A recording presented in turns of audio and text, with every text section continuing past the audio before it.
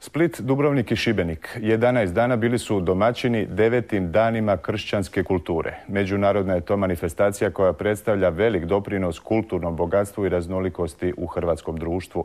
Dani su sinoć završeni dodjelom godišnje nagrade Andrija Buvina za izniman doprinos kršćanskoj kulturi. Manifestacije ukazati na bogatstvo tradicije koju baštinimo i pokazati zašto se europska kultura u svojoj najdublje matrici može nazvati kršćanskom kroz djela i osobe bez kojih bi bila nezamisliva. S druge strane, dani kršćanske kulture otvaraju prostor suvremenim autorima koji na različitim umjetničkim područjima stvaraju nadahnuti kršćanskom vizijom svijeta i stvaranja. Upravo je na samom otvorenju manifestacije nadbiskup Marin Barišić ukazao na potrebu vrednovanja naše kulturne baštine i čuvanja naše memorije, jer bez toga, dodaje, čovjek nema svoju budućnost.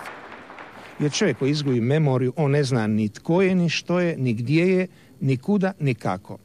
Evo, vrlo je važno otkriti svoju memoriju i u snazi memorije vrednovati s našu kulturnu baštinu i još nešto, stvarati novu. Jer ovo je sve nadahnuto. Ima snagu nadahnuća.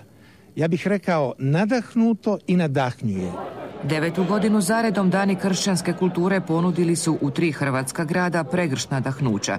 300-tinjak sudionika, 70-ak različitih kulturno-javnih događanja, koncerti, izložbe, filmovi, tematske tribine, predstavljanja knjiga, predstave.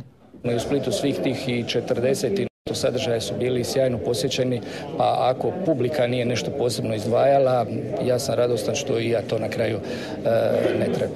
Dani kršćanske kulture završeni su dodjelom godišnje nagrade Andrija Buvina za doprinos u kršćanskoj kulturi, plakete koja sadržava detalj vratnica Splitske katedrale. Po prvi put nagradu je dobila žena, i to zagrebačka povjesničarka i književnica Nevenka Nekić. Svojim požrtvovnim i nesebičnim radom zadužila je kršćansku javnost, obogativši riznicu hrvatske umjetničke baštine djelima neprolazne vrijednosti. Stoji u obrazloženju nagrade koja je otišla u prave ruke. Ruke koje pružaju nadahnuće i nadahnjuju.